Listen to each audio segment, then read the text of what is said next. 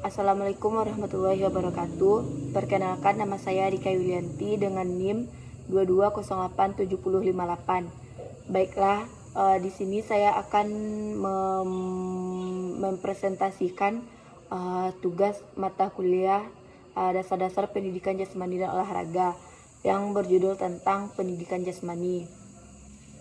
Pendidikan jasmani adalah suatu disiplin ilmu yang mempelajari tentang bagaimana manusia melakukan aktivitas fisik untuk meningkatkan kesehatan fisik, kebugaran, serta keterampilan gerak.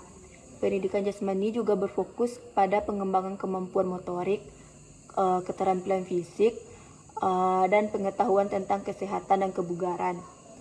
Pendidikan jasmani biasanya diajarkan di sekolah sebagai bagian dari kurikulum pendidikan.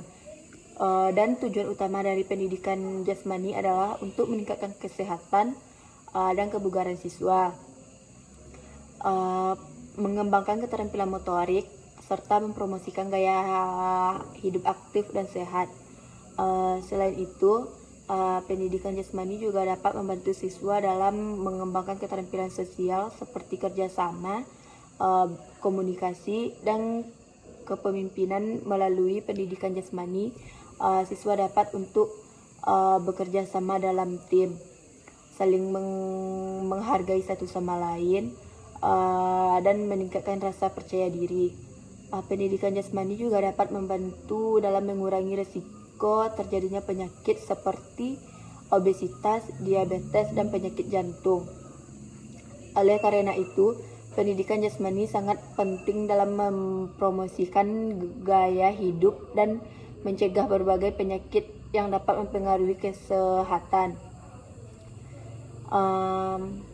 Jenis olahraga yang termasuk dalam pendidikan jasmani, yang pertama, olahraga atletik seperti lari, lompat jauh, dan lempar cakram. Yang kedua, olahraga bola seperti sepak bola, bola basket, dan bola voli. Yang ketiga, olahraga air seperti renang, menyelam, dan polo air. Yang keempat, olahraga kebugaran seperti aerobik dan zumba. Yang kelima, olahraga bela diri seperti karate, taekwondo, dan selanjutnya olahraga outdoor seperti hiking, mendaki, dan camping, dan banyak lainnya. Selain itu, ada juga beberapa jenis kegiatan fisik lainnya yang termasuk dalam pendidikan jasmani, seperti senam, yoga. Pilihan jenis olahraga diajarkan dalam pendidikan jasmani biasanya disesuaikan dengan usia, kemampuan, dan minat siswa, serta fasilitas yang tersedia di sekolah.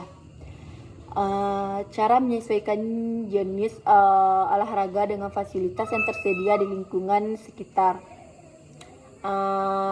Yang pertama, mengevaluasi fasilitas yang tersedia. Perlu dievaluasi karena fasilitas yang tersedia di lingkungan sekitar seperti lapangan, kolam renang, taman, dan fasilitas olahraga di pusat kebugaran atau nge-gym. Dari sini dapat dipilih dari olahraga yang sesuai dengan fasilitas yang tersedia. Yang kedua, mengidentifikasi kebutuhan siswa.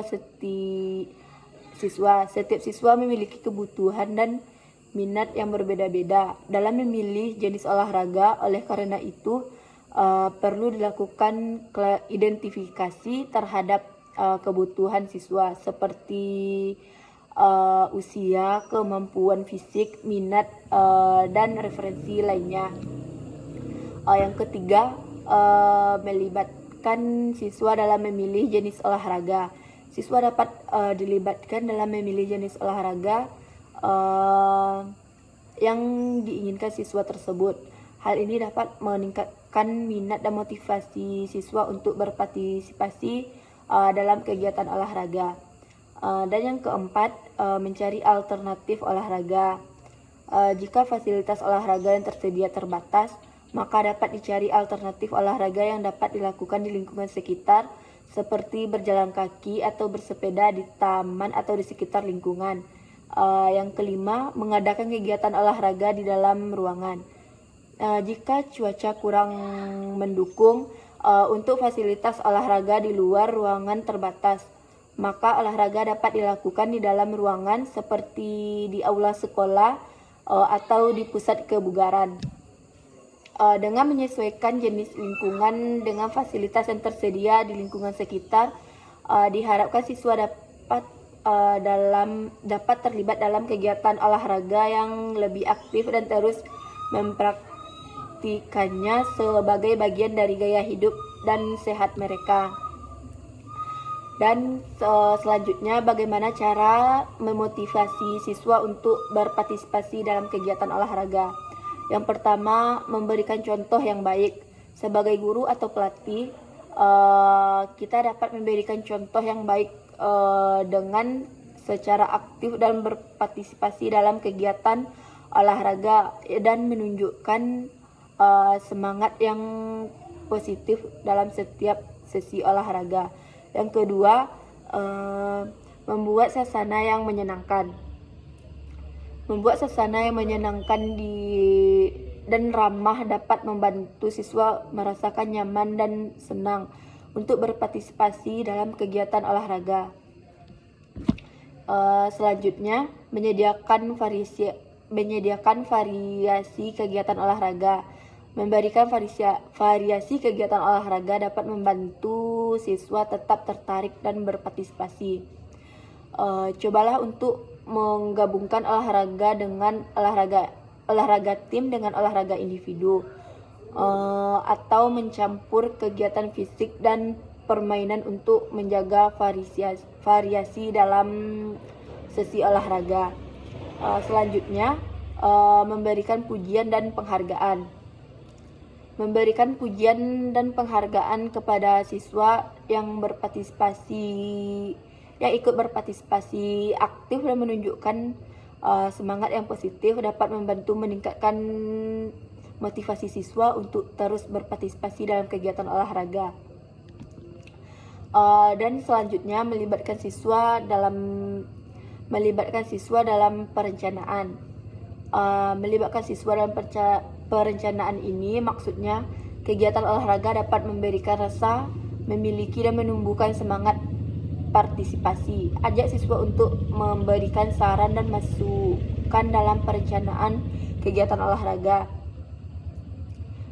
sehingga merasa dihargai dan terlibat secara aktif. Selanjutnya, risiko atau bahaya yang perlu diperhatikan dalam pendidikan jasmani. Tentu risikonya ada.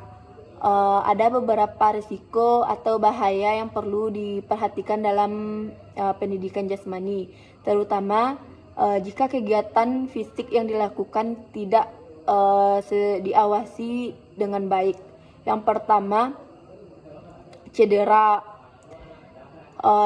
fisik. Cedera fisik adalah risiko yang sering terjadi dalam olahraga, seperti cedera otot dan tulang. Yang selanjutnya,